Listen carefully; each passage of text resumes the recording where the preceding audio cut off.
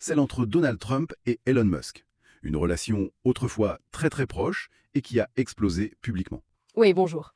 Ce qui ressemblait presque à une amitié solide, une sorte de bromance même, s'est transformé en un conflit assez ouvert sur les réseaux sociaux, dans les médias. Alors commençons par le début. Quel a été l'élément déclencheur, le point de friction principal? Bah, tout semble partir d'un projet de loi, budgétaire.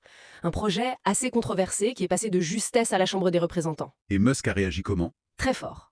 Il a lancé une véritable offensive sur sa plateforme, sur X, avec des messages très directs. Tuer le projet de loi, ou encore honte à ceux qui votent en sa faveur. Ah oui, quand même. Et il critiquait quoi précisément dans ce projet de loi? Principalement l'augmentation prévue du déficit. On parle de plus de 2000 milliards de dollars.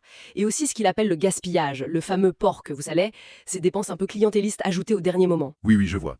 Et il a aussi dit qu'on ne lui avait pas montré le projet. Exactement. Il a affirmé ne jamais l'avoir vu en détail et il a critiqué le fait qu'il ait été adopté un peu à la va-vite, selon lui. Son argument, au fond, c'est la responsabilité fiscale, l'efficacité du gouvernement. Ça colle avec ses positions passées. D'accord. Donc Musk sur la ligne, responsabilité fiscale. Et Trump, face à ça, sa réaction.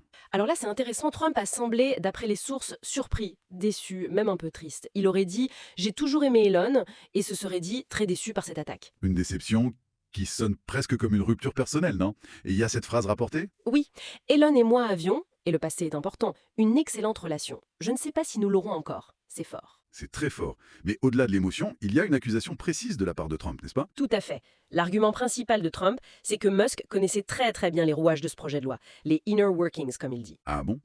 Et pourquoi Musk s'y opposerait alors, selon Trump? D'après Trump, l'opposition de Musk serait apparue seulement quand il a compris l'ampleur des coupes prévues dans les crédits d'impôt pour les véhicules électriques, les EV.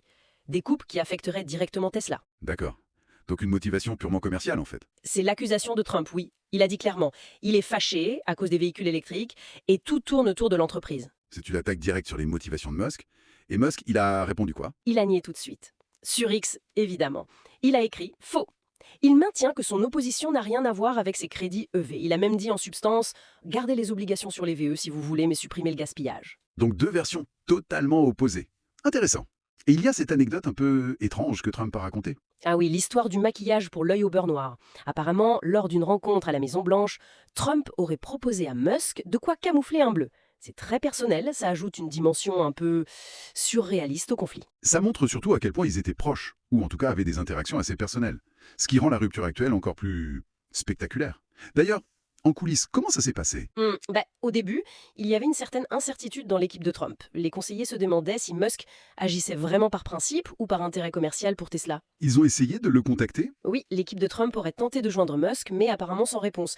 Il n'y a pas eu de communication directe entre les deux hommes depuis que ça a éclaté.